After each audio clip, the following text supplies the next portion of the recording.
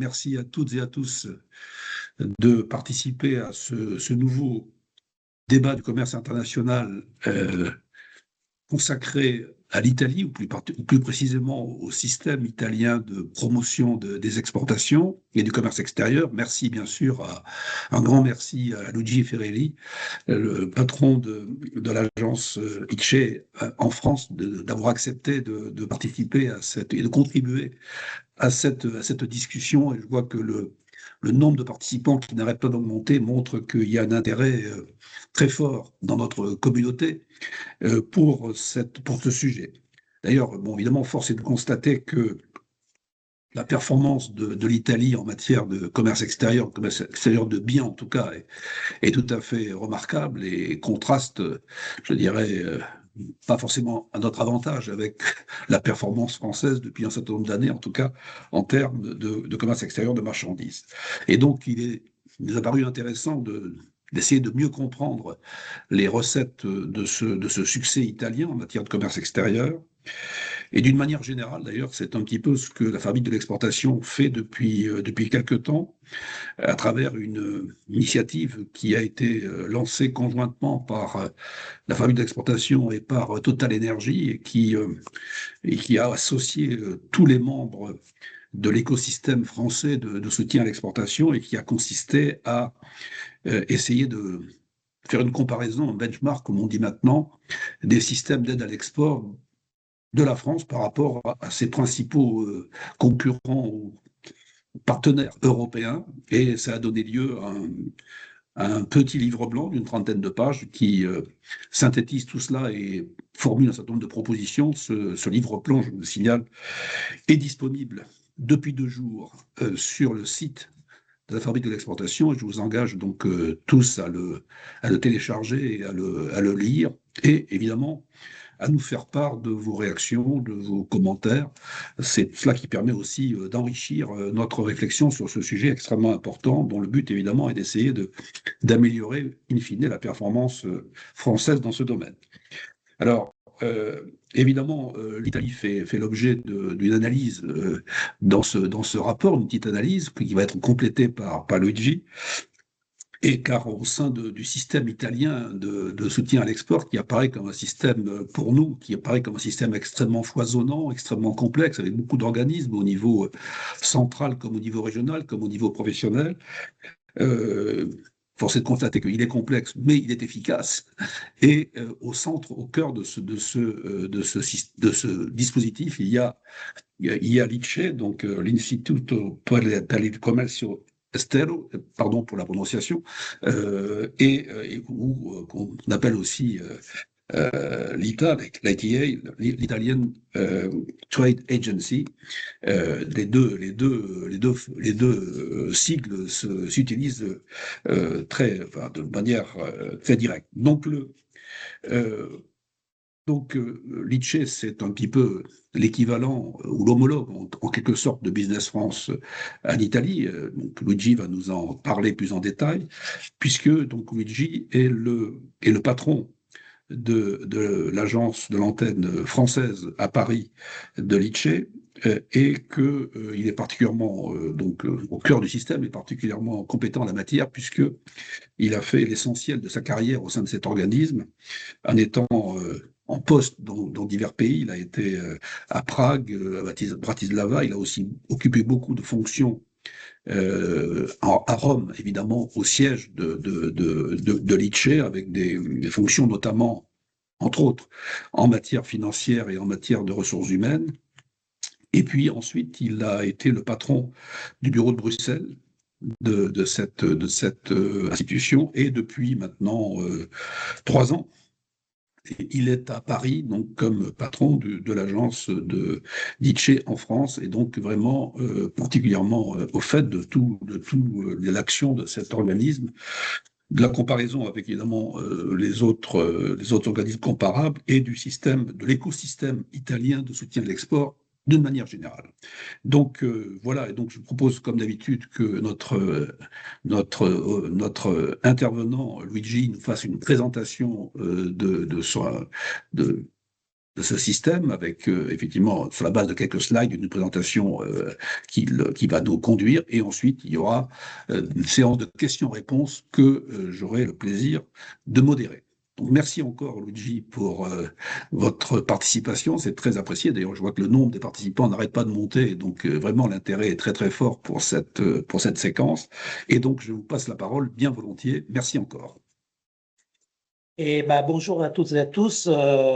Merci beaucoup, cher Alain, pour cette opportunité que la Fabrique de l'exportation me donne de rencontrer un très grand nombre de personnes. Je vois vraiment que les inscriptions ont été nombreuses et surtout d'avoir la possibilité de raconter quelque chose de la performance à l'exportation italienne et aussi du système d'accompagnement et des soutiens qui a été mis en place en Italie à partir, disons, des années 60. Il est vrai que ce système est très bien décrit aussi dans la toute récente publication de la Fabrique de l'exportation que j'ai eu la possibilité de lire juste avant qu'elle soit publiée. Je voulais me féliciter vraiment avec vous, Alain, et avec toutes les personnes qui ont contribué à ce travail que j'ai trouvé vraiment très, très, très bien fait et qui représente aussi pour nous vraiment un excellent outil de connaissance et de travail. Je vais essayer de partager. Alors, j'ai quelques slides que je voudrais qui nous guident un peu dans cette conversation. Je vais essayer de les partager. Vous me direz si vous arrivez à les voir. J'attends peut-être. Très bien. C'est parfait. Ok, C'est parfait. super. On les voit Voilà, très bien. donc voilà, c'est la première, c'est l'écosystème italien de l'esport et la vérité derrière les succès du Made in Italy. Donc, je veux dire, parler de vérité, c'est très challenging, disons, et donc je vais essayer de faire de mon mieux. Tout d'abord, justement, juste pour avoir le contexte général, année 2024, exportations italiennes pour une valeur de 624 milliards d'euros, avec un tout petit léger recul en valeur par rapport à l'année précédente. Et comme on parlait de vérité, peut-être on commence tout de suite par une vérité. L'Italie n'est pas le quatrième exportateur mondial comme la nouvelle avait été apparue l'année dernière à l'été, mais c'était sur des données partielles concernant 2024. Eh bien, l'Italie est le septième exportateur mondial, mais comme on essaye de le montrer dans cette diapositive, il est vrai que la performance italienne ces toutes dernières années est positive, sinon remarquable. Comme vous pouvez le voir, l'Italie est le septième exportateur mondial, mais la distance qui nous sépare de la Corée du Sud, là, c'est des données en milliards de dollars pour qu'ils puissent avoir une comparaison entre les différents pays. La distance qui sépare l'Italie de la Corée du Sud n'est pas très grande et désormais, la distance qui sépare l'Italie du Japon aussi n'est pas très importante. Il y a puis le cas des Pays-Bas, vous le savez très bien, les données qui concernent les exportations des Pays-Bas doivent tenir compte des biens qui transitent par les Pays-Bas et qui sont puis statistiquement attribués aux Pays-Bas pour tout ce qui passe par tout particulièrement le port de Rotterdam. Et ce qui est intéressant à noter, sur la partie droite, on a mis en évidence les variations entre 2019 et 2024, et il est vrai que les exportations italiennes augmentent de 25%. Qui fait une performance beaucoup meilleure, disons, que le Japon, par exemple, meilleure de celle de l'Allemagne, qui quand même reste un très, très, très, très grand et très important pays exportateur, et qui est meilleure aussi de la performance de la France, que vous le voyez, les exportations françaises dans cette même période ont augmenté en mesure de 12%. Ce qui fait que l'Italie garde ses positions et même s'approche de certains pays qui, tels que les Japon, qui la précèdent dans ce classement, si l'on peut dire.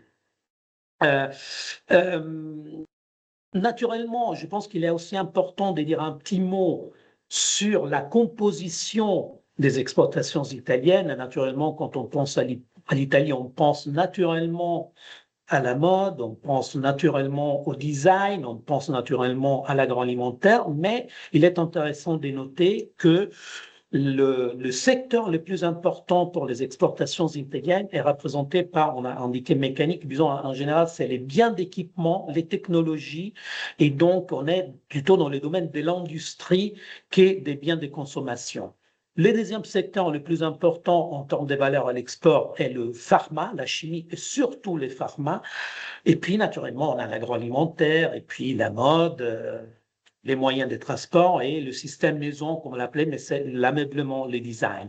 C'est là, et je pense que c'est important à souligner parce que, bon, bien d'équipement et pharma, c'est deux secteurs qui, dans les années récentes, ont connu une dynamique à l'international assez importante. Et donc, l'une des raisons peut-être aussi du succès des exportations italiennes est aussi liée, disons, à la structure, disons, économique italienne et à ses excellences dans certains secteurs qui ont été plus dynamiques que d'autres ces dernières années. Sur la partie droite, naturellement, bon, où se dirigent les exportations italiennes? C'est naturellement l'Allemagne qui arrive tout premièrement. Les États-Unis sont notre deuxième marché d'exportation, avec, on est bien au-delà des 60 milliards d'euros. Et puis à la France, le troisième pays de destination des exportations françaises, c'est la France, qui représente donc un marché de toute première priorité pour nos exportations. Petit focus très rapidement, petite comparaison entre la France et l'Italie. Là, ce sont des données de caractère général. Deux grands pays ouverts au commerce international, deux grands pays exportateurs et importateurs, avec une différence substantielle qui est très connue.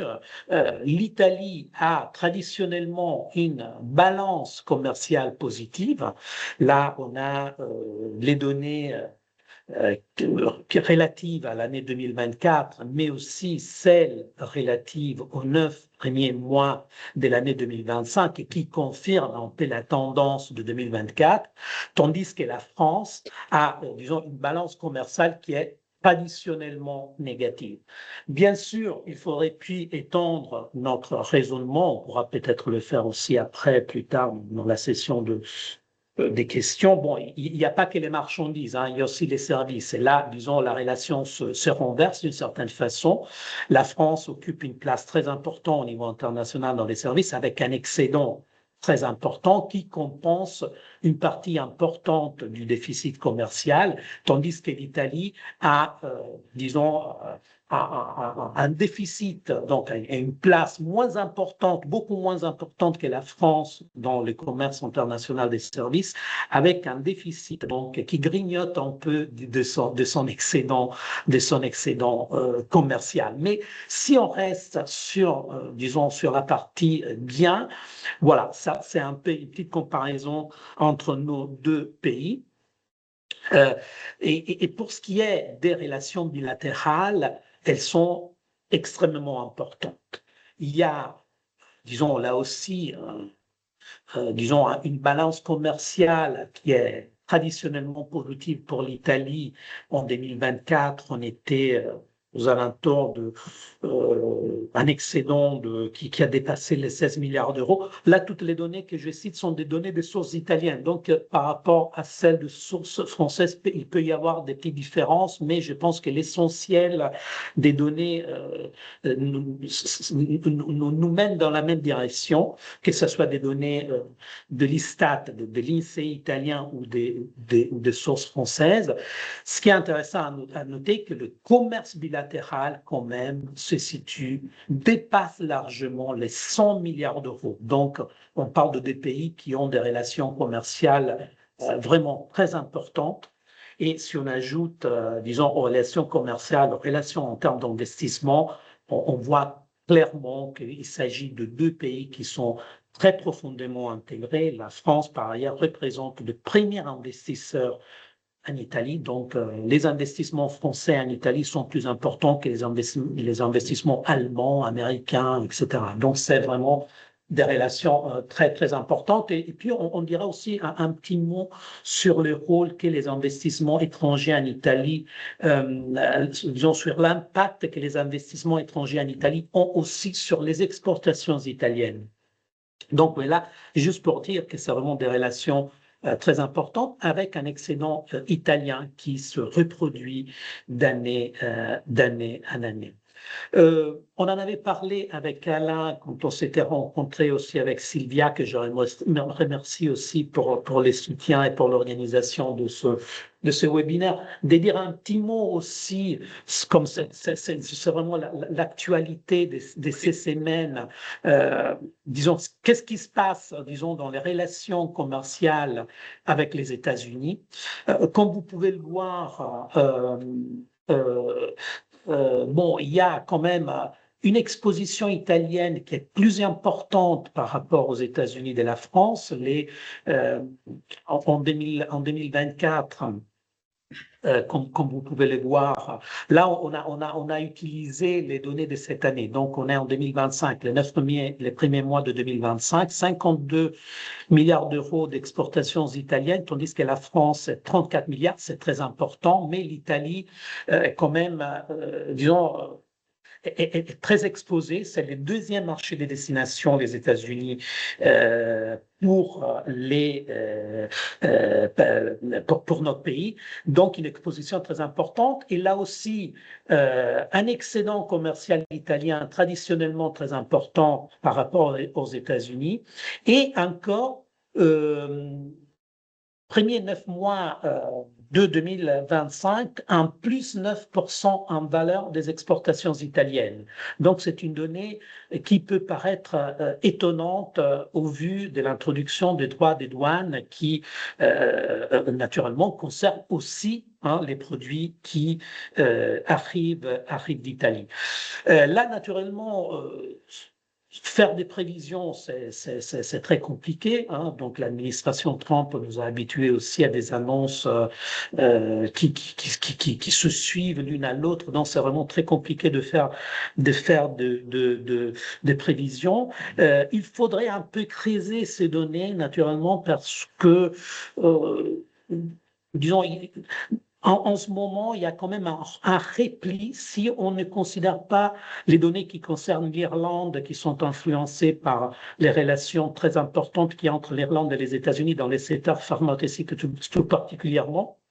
Les exportations de l'Union européenne dans les premiers 9 mois de l'année vers les États-Unis diminuent de 2,4%.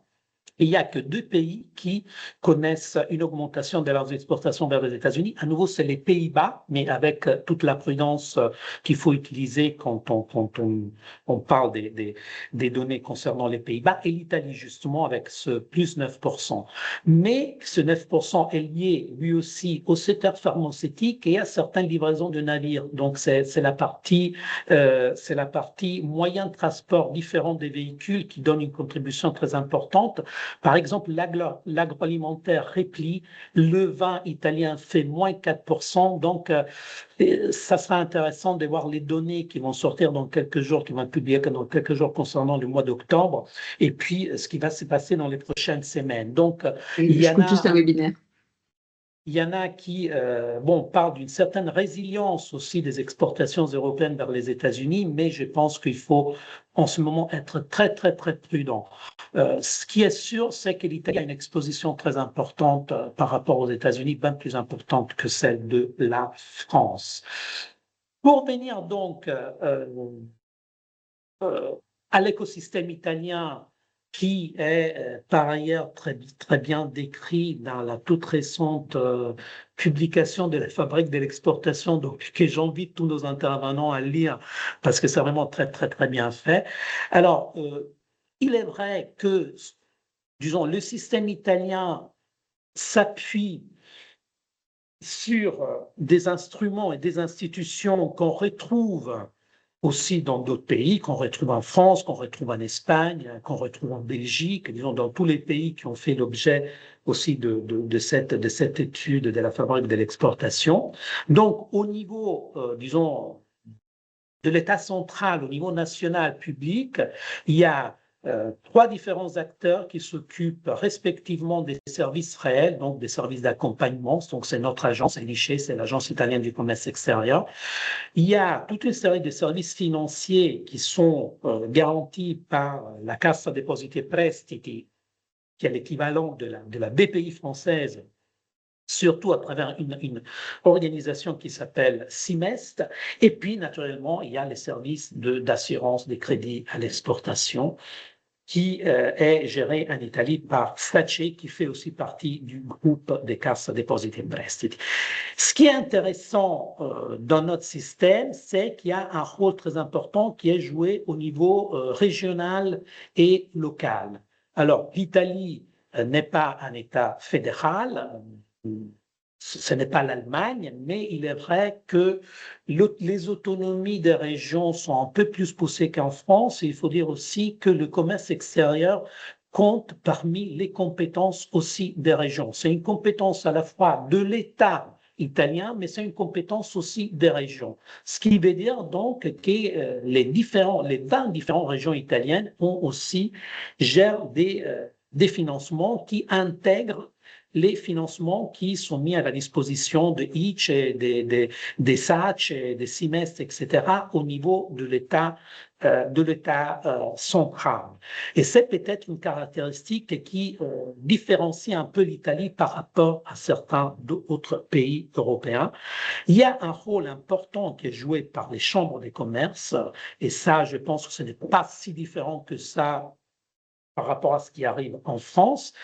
Une autre différence majeure entre les systèmes italiens et les systèmes français, d'après aussi mon expérience dans ce pays, c'est le rôle qui est joué par non seulement les associations professionnelles. Il y a un excellent exemple dans l'étude de la fabrique d'exportation qui concerne le Federlegno Reddo, qui est l'association professionnelle de l'ameublement et du design italien, qui organise par ailleurs les Salone del Mobile à Milan, les grands salons du design, le Salon international de Milan. Mais un rôle très important est joué aussi par les organisateurs de salons, il s'agit d'entités privées, naturellement, qui font du business, Fiera Milano, Fiere di Parma, Verona Fiere, etc., mais qui ont un lien très étroit avec leur territoire respectif et sont souvent participés par les régions, sinon les communes italiennes.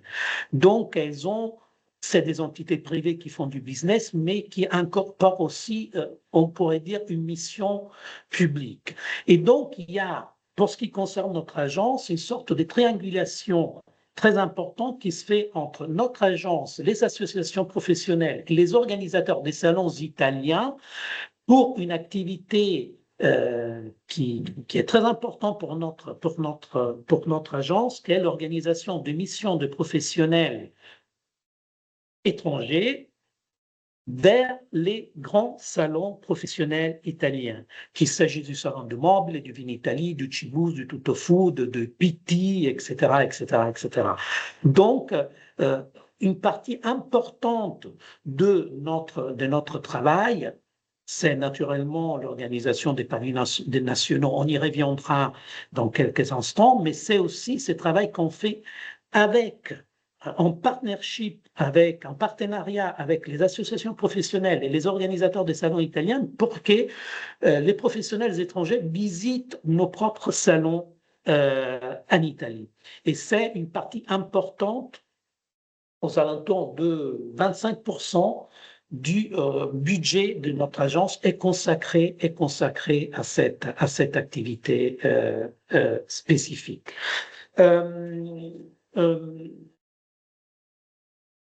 Voilà, donc pour ce qui est de mon agence, bon là je peux donner quelques chiffres de plus pour ce qui nous concerne directement. Donc notre agence, comme le disait de façon très efficace Alain au tout début, est l'homologue de Business France, avec une différence majeure que notre agence dépend du ministère des Affaires étrangères et non pas du ministère de l'économie ou du ministère de l'Industrie. Et c'est là depuis maintenant presque 5 ans. Mais on reviendra aussi à la fin aussi sur les rôles qui est joué par notre ministère des Affaires étrangères depuis quelques temps. Voilà, quelques chiffres sur 2024. Donc un budget de 90 millions d'euros pour les activités de promotion, auxquelles on doit ajouter à peu près 80 millions qui est destiné au fonctionnement de notre réseau. Notre agence a un siège central à Rome, un bureau à Milan et 69 bureaux dans le monde, auxquels s'ajoutent 18 antennes dans des marchés plus petits ou plus éloignés. Une antenne pour nous, c'est une personne normalement qui se trouve auprès de l'ambassade ou d'un consulat et qui travaille pour nous. Mais il y a 69 vrais bureaux, donc c'est 80 millions qui sont destinés au fonctionnement de cette infrastructure. Une partie aux alentours de 10% du budget total pour la promotion est destinée à la France, qui est un marché de toute première importance, non seulement parce que c'est 62 milliards d'exports, mais parce que aussi la France représente peut-être la plus importante plateforme européenne pour ce qui est des grands événements, des grands salons professionnels dans tous les domaines, en fait. Donc, et cela explique aussi que, disons, parmi les 90 initiatives de promotion qui sont organisées par notre agence en France tous les ans, il y a normalement au moins 20 pavillons nationaux auprès des grands salons professionnels français. Au total, vous pouvez les voir dans la diapo, il y a aux alentours de 900 initiatives, dont 255 pavillons nationaux, dans plus de 100 marchés différents. Donc, il y a une activité qui est assez intense. Et aux pavillons nationaux, qui occupent 50% du budget de notre agence, du budget de promotion de notre agence, chaque année, il y a aux alentours de 6500 sociétés exportatrices italiennes qui participent à ces pavillons nationaux. Là aussi, il faut remarquer que à l'activité qui est gérée directement par notre agence s'ajoutent parfois les pavillons, parfois souvent, je dirais, les pavillons qui sont organisés directement par les régions. Si vous arriverez de visiter au mois de février prochain le Wine Paris Vin Expo à Paris, vous pourrez voir un pavillon national qui est organisé par notre agence qui regroupera 120 producteurs italiens de vin, mais vous pourrez voir aussi les pavillons des différentes régions productrices italiennes. Il y aura la Campanie, les Pouilles, la Toscane, bien évidemment, certains consortiums aussi de producteurs de vin. Donc, il y a toute une activité, comme on le disait auparavant, qui est gérée directement par l'Agence nationale de promotion, mais il y a aussi des activités, des pavillons plus petits qui sont organisés et financés par les régions italiennes, ce qui fait une masse, disons, très important. On estime l'année prochaine d'avoir entre 600 et 700 exposants italiens au Wine Paris Vin Expo. Naturellement, puis il y a aussi les grands producteurs italiens qui participent individuellement. C'est là, bien évidemment. Mais les plus petits sont accompagnés par notre agence, mais aussi souvent par les régions italiennes. Naturellement, puis les grands sujets, c'est comment mesurer l'efficacité de tous ces investissements. Hein, donc, ce n'est pas évident. Je dépense 1 euro en promotion, qu'est-ce que j'obtiens en retour? Notre agence, depuis maintenant 4-5 ans, je pense, au moins, mène chaque année une étude en partenariat avec l'ISTAT, avec notre société de statistique nationale, alors, on n'arrive pas à démontrer que si je dépense 1 euro, j'obtiens un retour d'1,50 € ou quelque chose, mais on arrive à démontrer que les sociétés exportatrices italiennes qui utilisent les services des agences nationales ont une performance à l'export meilleure de celles qui ne les utilisent pas, et on estime cette différence en termes de 10%. La dernière, des derniers travaux qu'on a menés en 24 par rapport à 2023, mais c'est là aussi un sujet sur lequel on peut éventuellement revenir. Je vais essayer d'accélérer pour ne pas trop euh, pour qu'il y ait assez de temps pour les questions. Alors, les raisons d'un succès, naturellement, il y a l'excellence du tissu entrepreneurial italien. Hein, donc ça, c'est à la base. Et ça, c'est un ingrédient, mais ça ne s'improvise pas. Il faut dire, et là, il faut peut-être revenir aussi tout rapidement à l'histoire du développement économique italien qui a eu un essor formidable à partir des années 50. Ce développement économique a été, disons, démarré par les aides américaines du plan Marshall, naturellement, mais c'est un développement qui s'est fait tout de suite avec un regard qui allait au-delà de nos frontières, étant donné qu'à l'époque, notre marché intérieur était des dimensions petites et n'aurait pas autrement permis le développement de notre système d'entreprise. Donc, la propension à l'exportation est, on pourrait dire, inscrite dans l'ADN de nos sociétés, parce que c'est le développement même de notre système économique qui s'est fait à partir de la fin des années 40 du siècle dernier, qui était étroitement tout de suite lié à l'exportation. Donc, l'autre soir, on parlait à cette belle rencontre des fêtes de l'international, à un moment, un des sujets des discussions, c'est qu'il faut pousser les entreprises françaises à regarder au-delà des frontières. Bon, ce sujet, ce n'est pas vraiment un sujet en Italie. Les entrepreneurs italiens ont démarré leurs activités en regardant. C'est un modèle qui a anticipé d'une certaine façon le modèle de ce qu'on appelait, puis dans les années 60-70, les tigres asiatiques, la Corée du Sud, Taïwan, etc. Un modèle de développement économique qui est lié étroitement à l'exportation. Il n'y aurait pas cet essor de l'économie italienne du siècle dernier sans les exportations. Ça, je pense, c'est très important de le rappeler. Puis, naturellement, il y a, on l'avait anticipé, on a 84 000 entreprises qui exportent de façon stable, qui ont une présence stable sur les marchés internationaux entre 2022, 2023, 2024. Donc, et là, il y a un rôle qui est très important, qui est joué par les investissements directs étrangers. 5,3% de ces 84 000 entreprises, c'est des entreprises à contrôle étranger, mais qui génèrent exactement entière des exportations italiennes. Donc en Italie, il y a toujours un grand débat quand on dit bah, les Français nous achètent les marques italiennes, et donc il y a toujours sur les journaux on parle de ça, mais il faut jamais oublier que les investissements directs étrangers contribuent de façon très très importante aux exportations. Il y avait une donnée qui a un peu daté, qui remonte à 2023, mais les activités du groupe Kering en Italie génèrent plus de 10 milliards d'exports chaque année.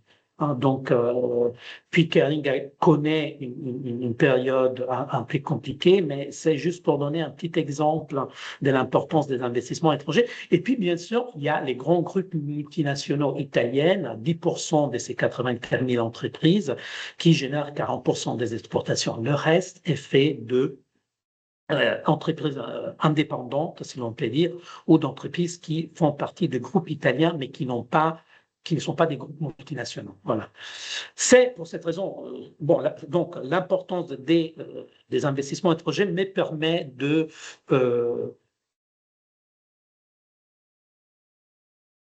je ne sais pas ce qui se passe là.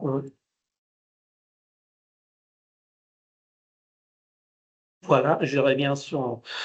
Vous voyez, je vous demande confirmation que vous voyez le. Oui, c'est correct. Okay. Oui. Donc, juste pour rappeler que notre agence s'occupe, comme le fait Business France, aussi par ailleurs de l'attractivité payée, de la promotion des investissements directs vers notre pays. Même si le focus de notre agence est beaucoup plus sur les exportations, je peux dire, que sur l'attractivité, tandis que Business France, je pense qu'on destine une partie plus importante de son temps et de ses ressources à l'attractivité du pays, avec des résultats par ailleurs, je pense, d'après ce que j'ai pu voir ces 3 années, très importants et très positifs. Pour venir à la fin, et pour revenir à certaines spécificités des services de notre agence, des pavillons nationaux, on l'a dit, ils occupent une partie très importante de notre budget. Les missions d'acheteurs aux principaux salons professionnels italiens, on en a parlé aussi. Je pense qu'il est important de citer toute une activité qu'on a développée au long de ces 10 dernières années. Il s'agit d'accords avec les grandes chaînes de distribution dans les différents pays. C'est des accords qui prévoient le financement de campagnes de promotion auprès des chaînes, avec aussi des contraintes en termes d'achat de la part de cette chaîne de produits italiens. Je simplifie beaucoup, mais c'est juste pour donner une idée de ce qu'on fait. Par ailleurs, en France, on vient de signer un accord avec le groupe Tom, qui est le propriétaire de la chaîne, d'autres, de la chaîne de bijouterie Histoire d'Or. Donc, c'est un partenariat qui nous tient à cœur. Au mois de mars et avril prochain, on aura une grande campagne de promotion de la bijouterie italienne auprès d'Histoire d'Or. C'est 350 magasins en France, une douzaine en Belgique, une partie importante aussi de ventes en ligne, une partie importante de ce que Histoire d'Or vend dans ces magasins avec sa propre marque arrive quand même d'Italie. Donc, c'est un exemple.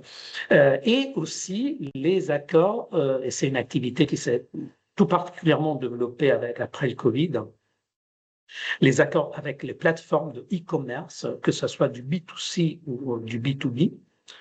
Je cite Amazon parce que tout le monde connaît. Donc, et là aussi, c'est des accords qui prévoient d'un côté un soutien financier pour les sociétés italiennes qui décident de s'inscrire, entre guillemets, à cette plateforme pour vendre leurs produits, un soutien aussi en termes d'accompagnement au travail sur ces plateformes, et aussi, dans la plupart des cas, c'est le cas d'Amazon, le financement de campagnes de promotion qui sont destinées à générer du trafic vers les vitrines italiennes qui sont présentes grâce à ces accords sur ce plateforme. On a travaillé dans le passé avec Mano Mano, plus récemment avec un core store et plus récemment encore avec la plateforme de maison objet qui s'appelle Mom. Un peu moins importante qu'Amazon, mais quand même très fréquentée par les société italienne. La formation aussi, autre sujet très très important, fait partie des activités de ICE, mais là, bon, je ne vais pas prendre trop de temps, je vais aller vers la fin.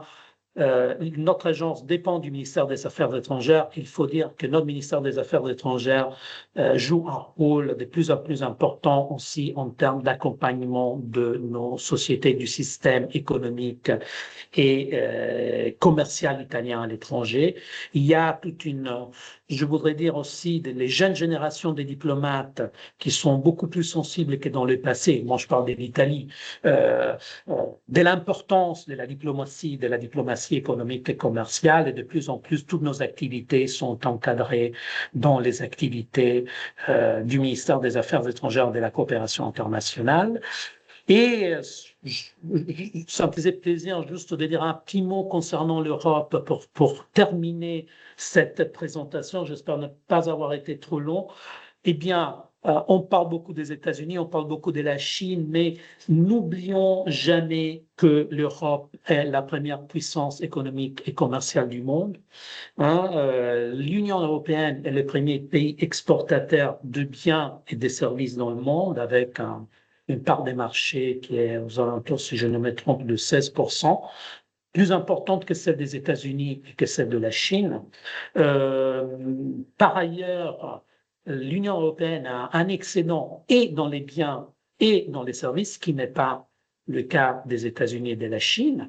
Et donc voilà, je pense qu'il faut garder l'espoir et surtout travailler pour plus d'Europe. Hein. Eric Oletta nous le disait très bien il y a 2 jours au Fed international. Et surtout, je pense aussi que dans les domaines commerciaux, il faudrait, pour tout ce qui est toutes les activités qui concernent les marchés, les pays tiers, faire plus en termes de coopération, en termes de promotion des entreprises européennes à l'étranger. Je sais que sur ces sujets, il y a une sensibilité très importante de Business France et je pense que de notre côté, il faut faire plus aussi pour qu'il y ait quand même une coopération accrue aussi entre les différentes agences européennes de promotion pour faire des activités en partenariat en dehors de l'Union européenne. Je termine là. Je vous remercie vraiment de tout mon cœur pour votre attention et bon, on a quand même un peu de temps pour les questions. Vraiment, merci beaucoup. Merci beaucoup, Luigi. C'était absolument passionnant. Je crois d'ailleurs, je vois que le nombre de participants est élevé et resté élevé, ce qui est le meilleur baromètre. Et donc, je pense que ça nous a permis à la fois de voir, je dirais, l'état du commerce extérieur italien et peut-être aussi, c'était, je pense, très intéressant de revenir sur un certain nombre d'idées reçues, notamment quand on voit que les premiers secteurs, c'est la mécanique, et le deuxième, c'est la chimie-pharmacie. C'est pas forcément l'image qu'on a de l'Italie, mais c'est la réalité de grands pays industriels. Et c'est aussi, je crois, passionnant de voir l'organisation de ce rôle. Et je dirais, et par contraste certainement avec les moyens, avec la situation française, les moyens extrêmement importants et j'ai l'impression bien ciblés qui sont mis en place pour aider les entreprises à aller à l'export, les entreprises italiennes pour aller à l'export, en particulier dans le domaine des salons et des expositions qui, je crois, fait une différence très importante. Alors, on va passer maintenant aux séances de questions-réponses, en essayant d'être le plus rapide possible. Je vais peut-être commencer par lire 2 questions qui sont sur le chat ou 2 ou 3 questions. Voilà, il y a beaucoup de questions. Le problème, c'est qu'il y a beaucoup de questions, mais on va essayer attendez, je reprends. Oui, là, voilà. Donc, il y avait une question, c'est quelle différence? Je vous recommande de fermer vos micros, sauf quand vous prenez la parole, parce qu'on entend un peu d'écho là.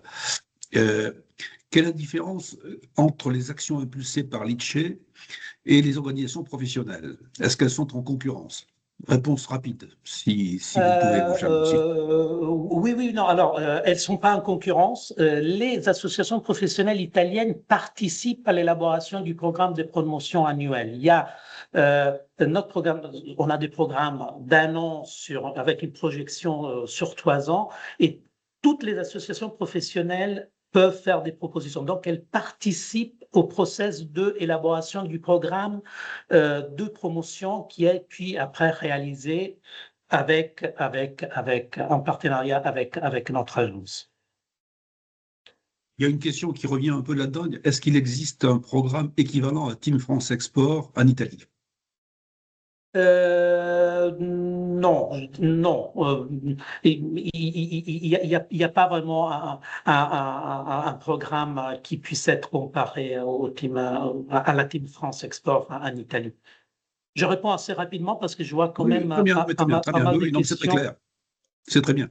Autre question très précise, quel est l'opérateur qui signe les contrats avec les chaînes de distribution et les plateformes d'e-commerce? Est-ce que c'est l'ITCHE directement ou est-ce que Alors, c'est d'autres? oui, tout à fait. C'est l'ITCHE directement qui signe ces contrats, qui négocie et qui signe les contrats.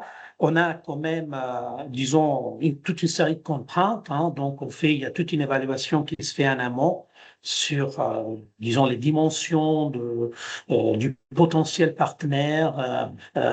Mais à la fin de ce processus d'évaluation du partenaire, c'est notre agence même qui signe les contrats, que ce soit avec les chaînes de la D'accord. grande distribution, que ce soit pour les plateformes de e-commerce. C'est très clair, merci. Alors, une question beaucoup plus générale, mais il faut répondre rapidement. Quels sont aujourd'hui, pour l'entreprise française, les facteurs clés de réussite lorsqu'on exporte ou lorsqu'on veut exporter vers l'Italie? Alors, Et oui, à pardon. l'inverse, quels sont les problèmes ou les écueils ou les principaux obstacles?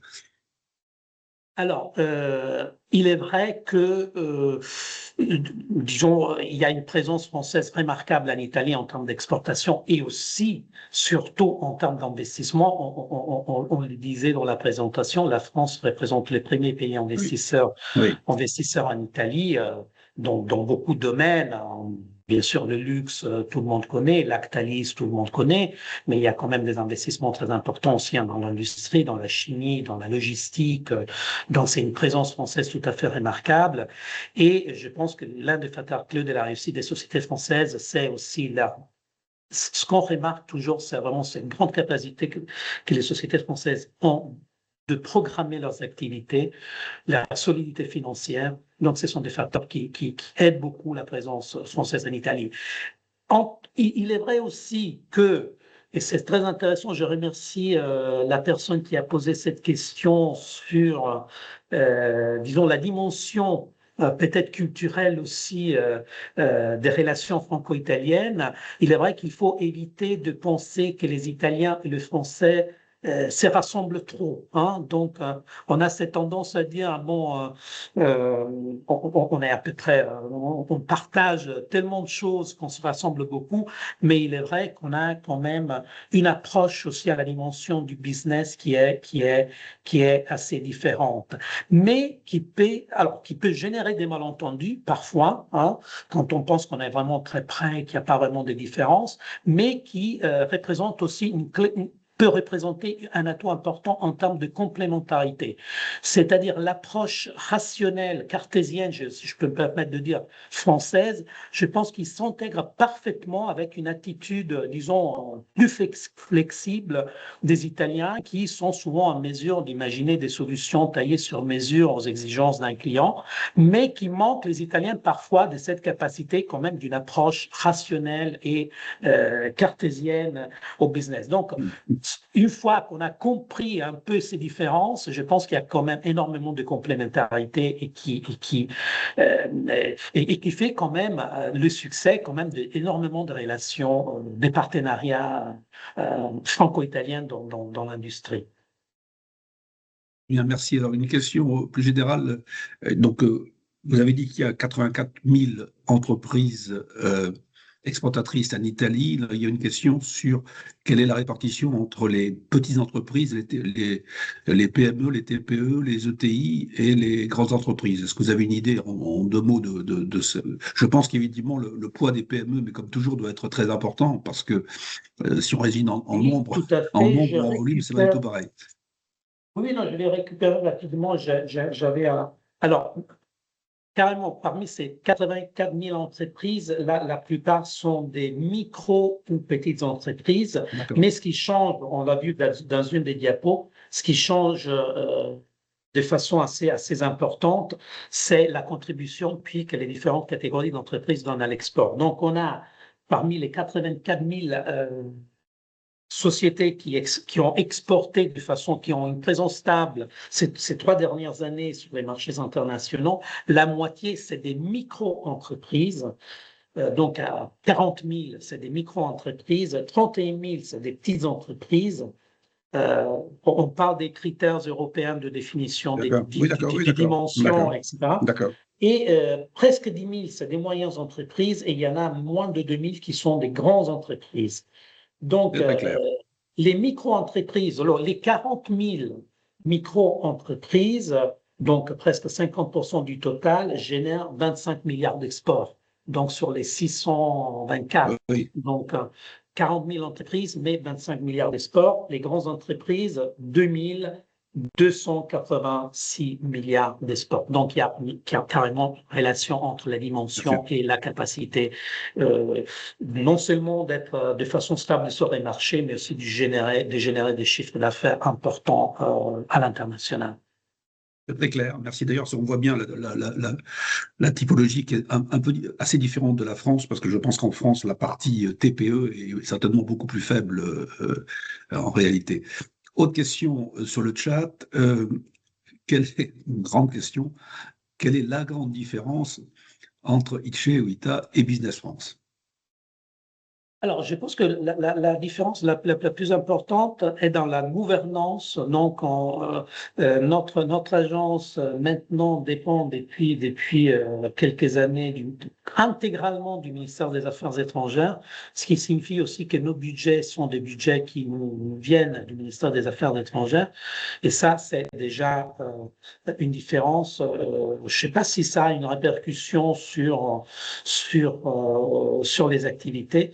Une autre différence qui est très importante, si j'ai bien compris, le fonctionnement de Business France, qui a disons, une partie très importante de nos services ne sont pas payants pour les sociétés qui décident de les utiliser. On a toute une série de services d'information préliminaire sur les marchés, même de recherche de partenaires qui sont totalement gratuits pour les sociétés qui ont moins de 100 employés. Donc là, puis on peut discuter, on en discute beaucoup aussi à l'intérieur de notre organisation. Est-ce que c'est correct, est-ce que c'est pas correct, mais c'est ce qui se passe maintenant.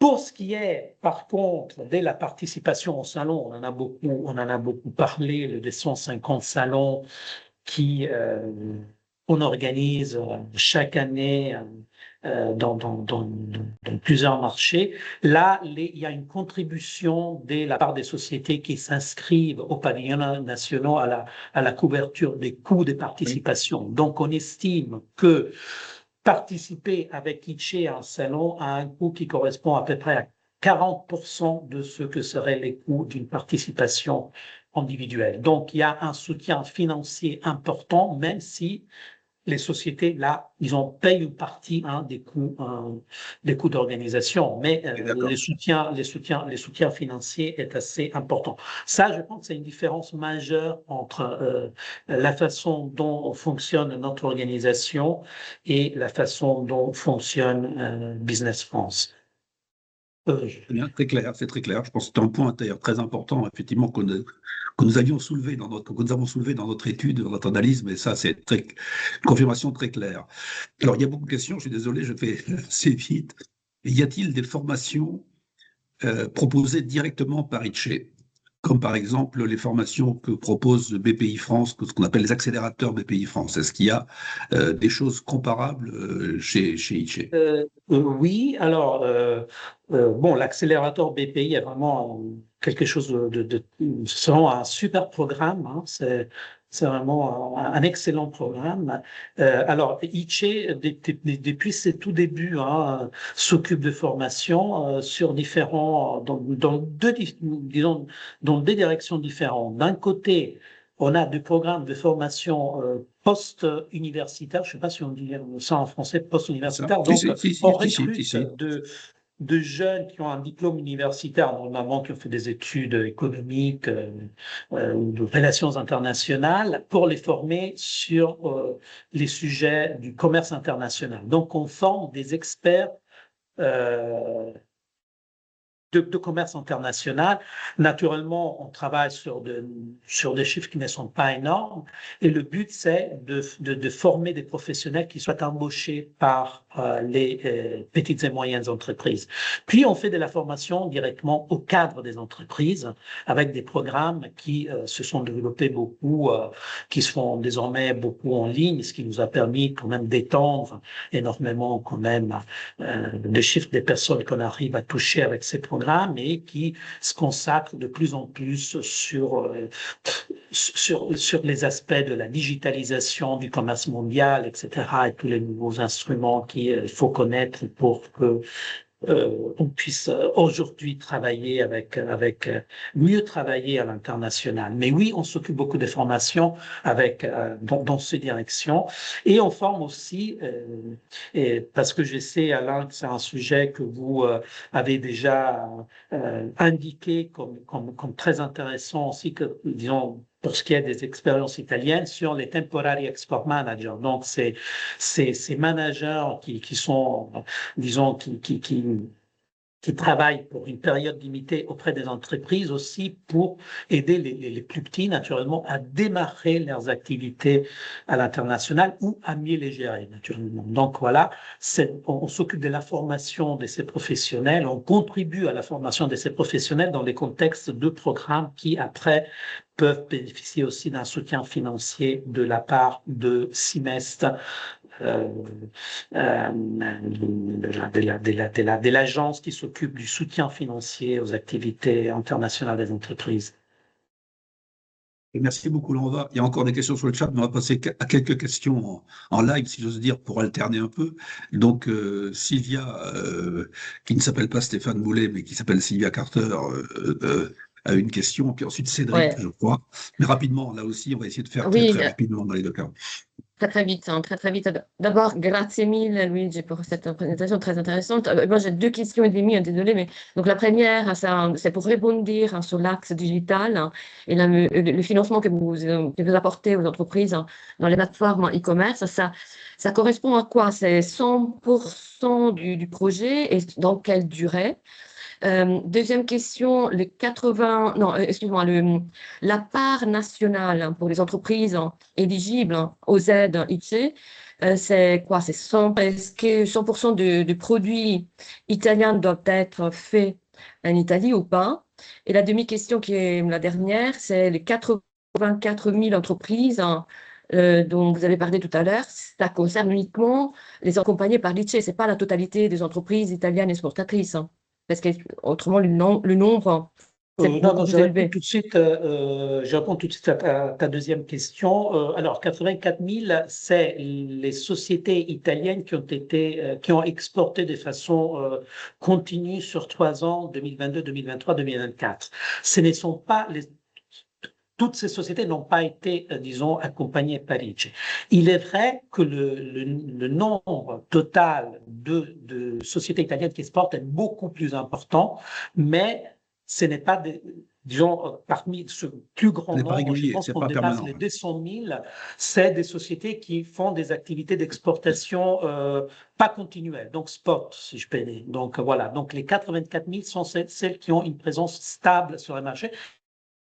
Mais bien évidemment, elles ne sont pas tous accompagnées par ITSE. Pour revenir au digital, normalement, les accords qu'on fait avec les plateformes ont une durée d'1 an, mais par exemple, Amazon, c'est un partenariat qui se renouvelle depuis maintenant presque 10 ans.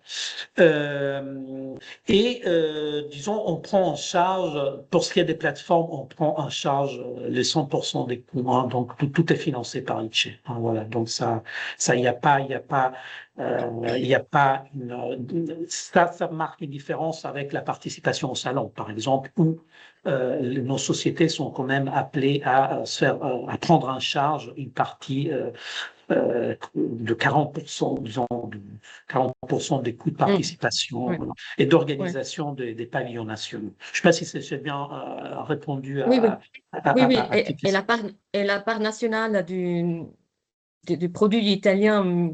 Est-ce que c'est 100% éligible aux aides ITSE? Il faut être 100% fait en Italie? Pour être éligible, disons, au salon, par exemple, etc., il faut que les productions soient 100% made in Italy. Hein, donc, il est vrai que là aussi, c'est un sujet qu'on discute beaucoup. Hein, donc, mais pour le moment, parce qu'il y a quand même des sociétés italiennes qui, dans certains secteurs surtout, naturellement, commercialisent des produits qui ne sont qui ne peuvent pas être libellés Made in Italy, mais la condition pour participer à tous les programmes d'ITSE, c'est d'avoir des productions 100% Made in Italy.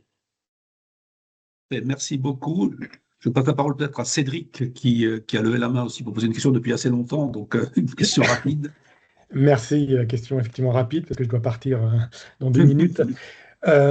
C'est concernant en fait votre relation à l'Europe, parce que là je vous affichez fièrement en fait un drapeau européen à côté du drapeau italien derrière vous, et je voudrais savoir en fait là vous semblez être un pays très européen parce que vous touchez aussi beaucoup de fonds de relance, hein, pour ne pas mentir, de l'Europe. Est-ce qu'après l'utilisation de ces fonds de relance, votre gouvernement ne va pas vous conduire à plus de protectionnisme, toujours orienté vers l'export, mais plus de protectionnisme sur les investissements étrangers en Italie ou sur les importations étrangères en Italie?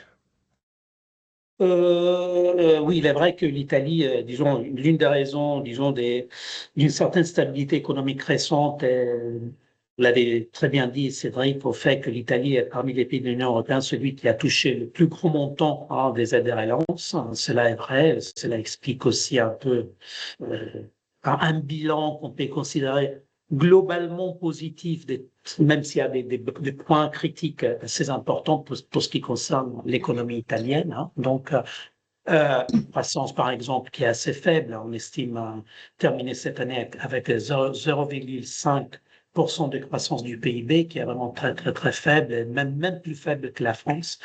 Mais pour revenir à cette question, qui est une question politique, donc, mais j'essaie de répondre quand même.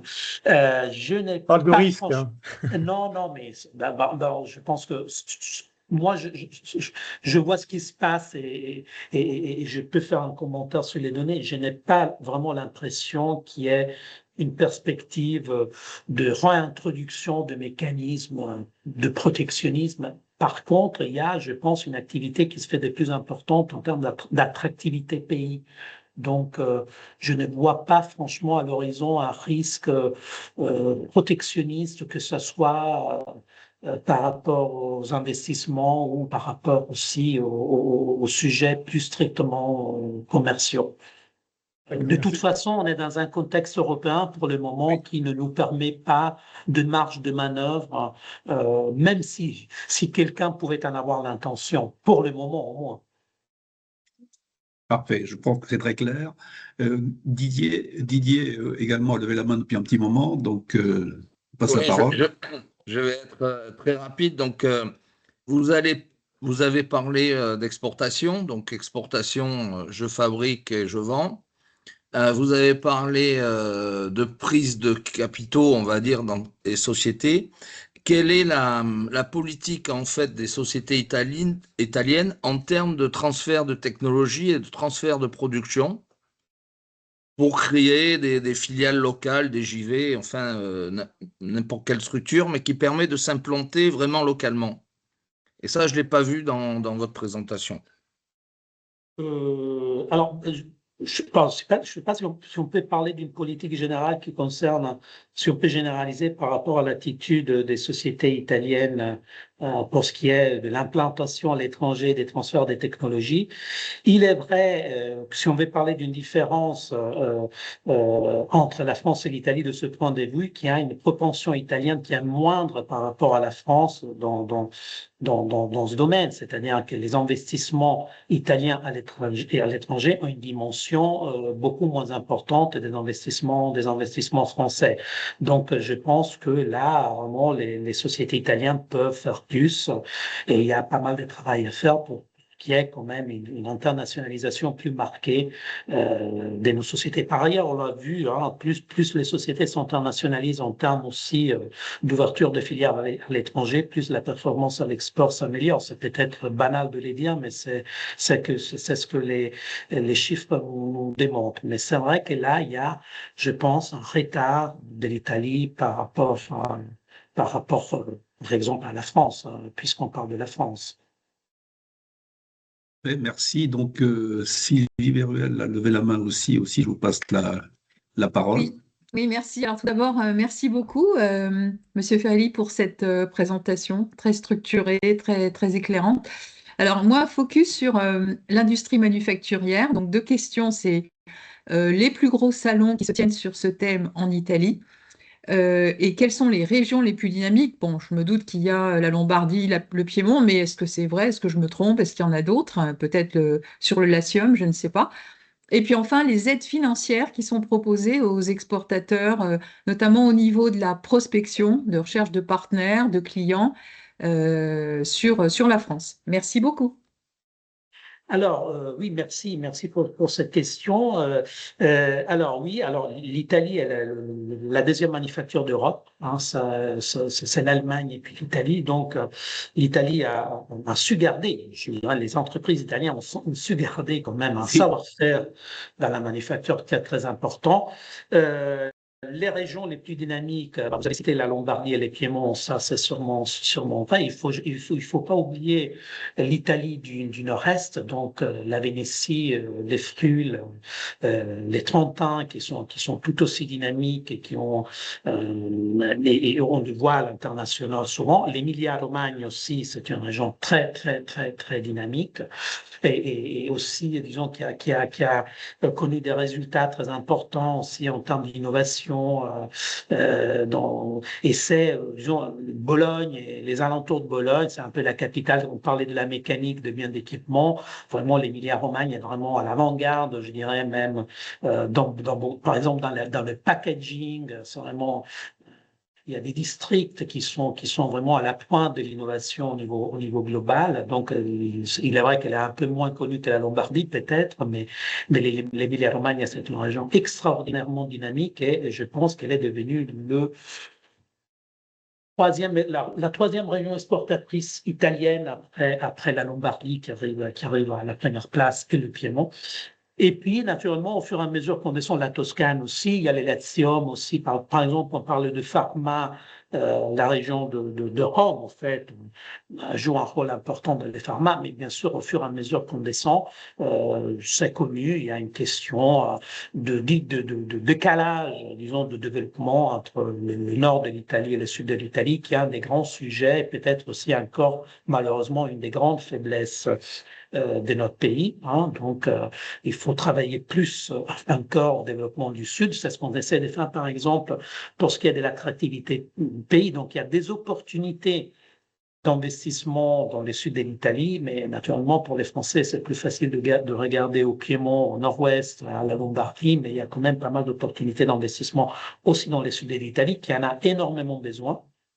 Il y a d'excellentes universités, par ailleurs aussi, dans le sud de l'Italie. Donc, c'est tout un monde, si je peux dire, à découvrir. Mais il est vrai que la partie la plus dynamique se situe au nord. Pour ce qui est des salons, il y a, bon, je l'ai cité, peut-être le salon le plus important dans la manufacture qui est professionnel, qui se déroule en Italie, c'est le Salone del Mobile à Milan, qui est le salon le plus important au monde pour ce qui est du design et de l'ameublement. Il y a puis tous les salons dans le domaine de la mode, il y a tous les salons qui se tiennent à Florence, par exemple, organisés par Pitti, qui sont très importants au niveau global. Il y a quelque chose qui est aussi dans les domaines de l'agroalimentaire, des boissons et du vin, mais on n'est pas à hauteur des grands salons français tels que les Cial ou le Wine Paris Vin Expo qu'on avait cité. Il y a le Vinitalia à Vérone, il y a le Cibus aussi à Parme, le Tutto Food surtout qui se développe très rapidement à Milan et qui voudrait, disons, devenir le vrai salon italien international professionnel de l'agroalimentaire, mais je pense qu'on est encore un peu loin du Cial ou même de Hanuga en Allemagne à Cologne. Bah ouais, donc il y en a sûrement quelqu'un d'autre que j'oublie peut-être, mais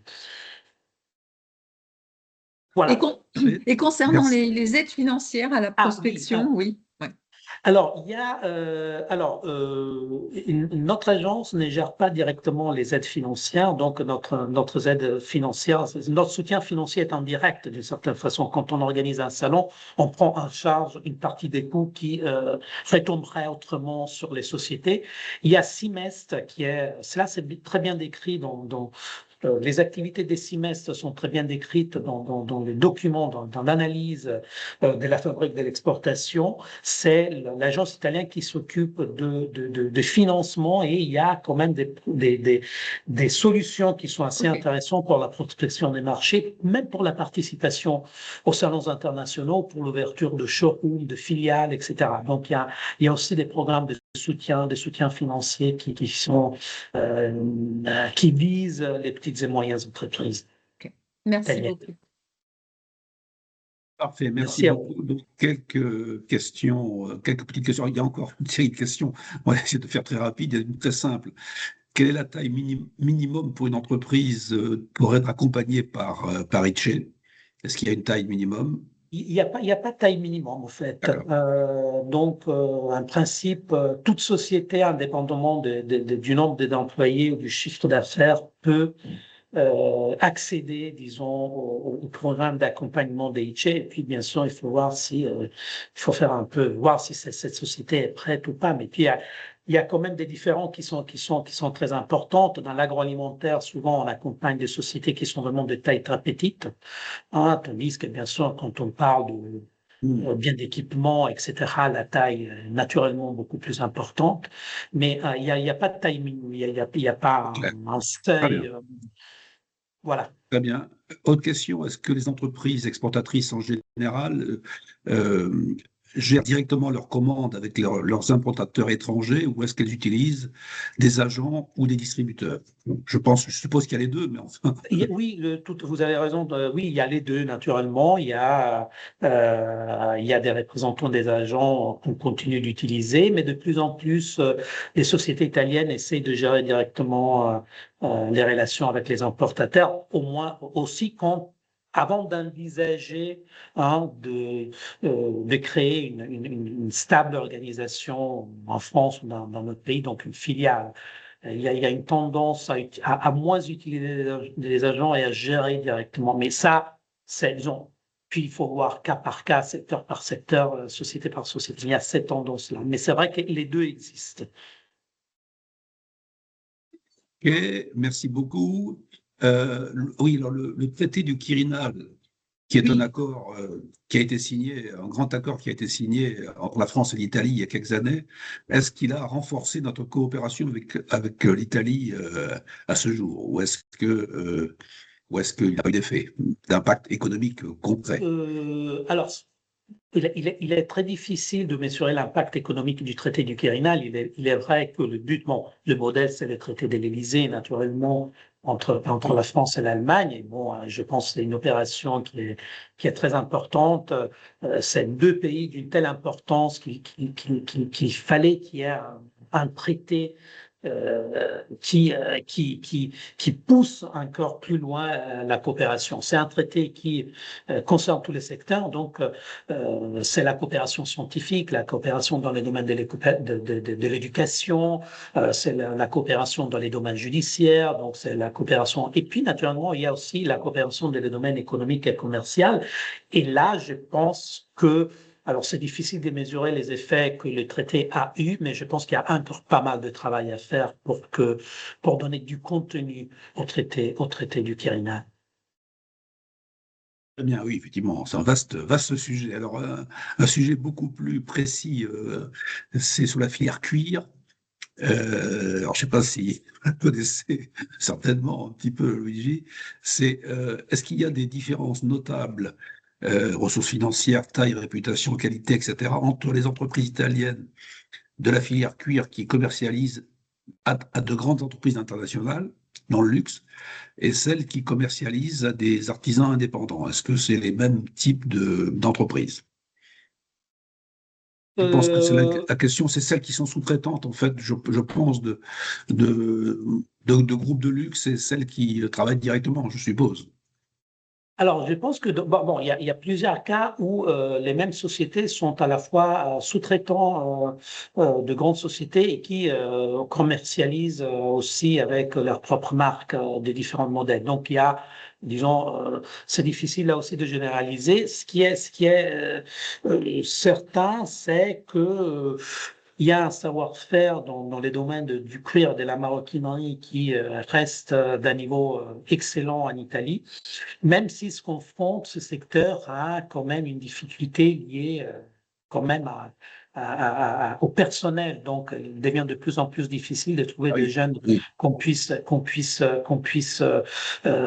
qui puissent apprendre ces métiers, parce qu'il y a une demande qui est quand même très forte, qui est souvent, cette grande demande est liée naturellement aux activités, aux achats des grands groupes internationaux du luxe. Donc, on est en manque de main-d'œuvre dans certains cas.